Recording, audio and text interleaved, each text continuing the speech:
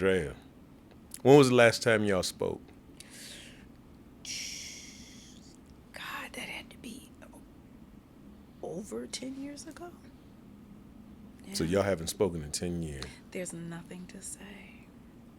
And what was the last conversation like? Don't play with me. Don't play with my kids. I'm not that little girl. I'm not that 19-year-old that walked into that audition. I'm a lioness and these are my cubs. Don't play with me. Now with the children, how was he as a father? Horrible. Really? I mean, And there's I and just. I I think that men in a position of power confuse being a provider with being a father. Because there's a mansion, because there's a nanny, because there's a driver, those are things that you provide. Being a father means you need to be present. And at the end of the day, you're your own boss. So the excuse of I was in the studio or I'm traveling, I'm doing this, your children become before everything. Because at the end of the day, you never sell another album. Or if you're in prison, you're still somebody's father. what is it like with the children and their relationship with him now? This is going to sound odd to a lot of people. I really don't know. They're adults now. I have stepped away when Robert Jr. turned 18. I was like, whatever you decide from this point, if you want to call him, you don't have to get permission. If you want to go visit him in jail, you don't have to get my permission. You're a young adult now. That is up to you. But I've always been that mother that I knew how to separate him not being a good husband and the relationship with him and his children as their father. Those are two separate things. So whatever my children feel, if you love them and want to see them, great. Yeah. If you hate them and never want to talk to them again, great. That is your decision. Because I know what it's like to be his ex-wife, his wife. I can kind of separate myself from that. They share DNA. That's forever. How did your parents feel about him? Knowing the cycle of abuse that you observed, what was their viewpoint on him as a person and his treatment of you? I will tell you this, my dad is a retired naval officer, and he said the next time, if ever it comes to it, y'all will see me on the glass like this. So y'all figure that out for yourself. My dad was like, I better not ever run across that man on the street. Ever. But the respect I have for my father, he's like, but because that is the father of my grandchildren, that is the only grace he gets. Only. That's an interesting perspective considering what you've observed even growing up.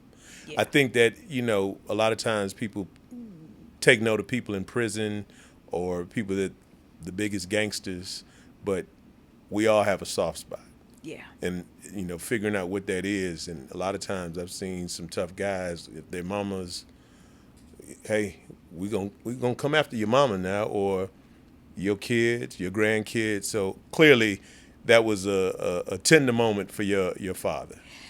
Yeah, because Okay. for him, it's like, okay, one blow, that was my daughter, but now it's the second, third, and fourth with my grandchildren. Yeah. So that just took my dad over the edge. He was like, yeah, I'm Wow. good.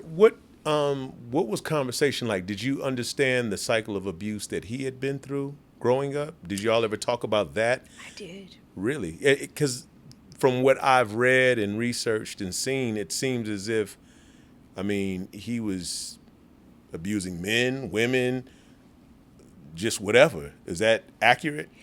But I think it stems from his childhood, being molested by a man and a woman.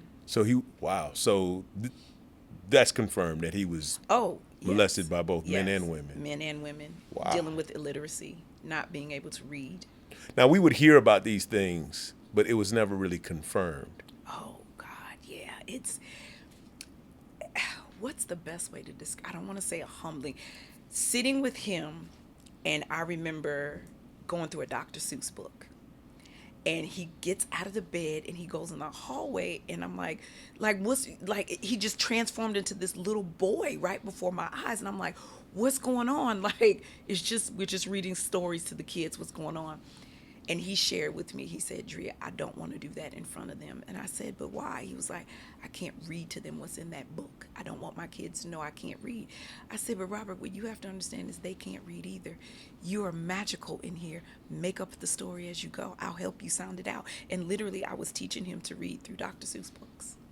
But That's I feel that it yeah. was a love-hate relationship because he would use that against me at times. He would also say, "Oh, you think you better than me because you can read." So I think he always had a love-hate relationship with me. So you were seemingly living out the color purple.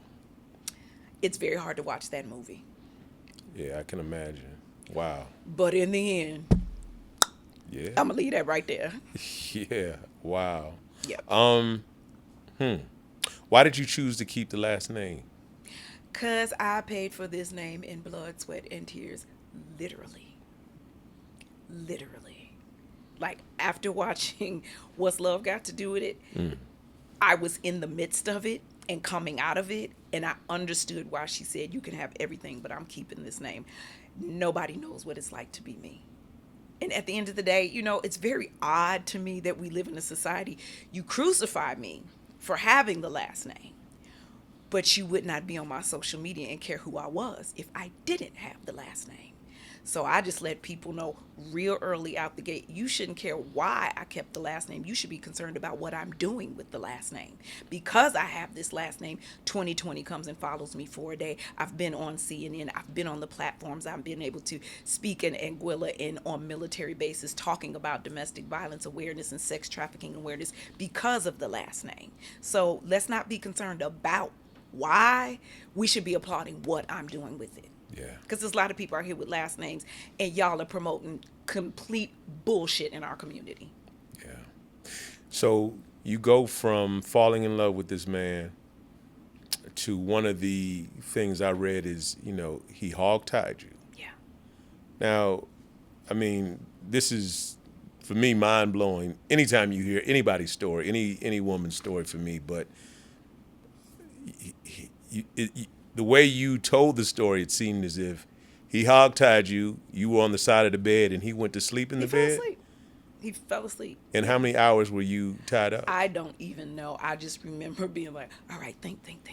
You are a dancer. You're flexible. What can you do? I know I can get my feet as close to my head as possible. Like, literally, it felt like a scene out of the movies where they kidnap somebody and throw them in the back of the van, and then they cut to the scene where the person just been there for hours, and all of a sudden you're like, okay, so either I'm going to figure out how to get out of this, or when he wakes up, I don't know what monster. I don't know if I'm getting the teddy bear or the grizzly bear when he wakes up.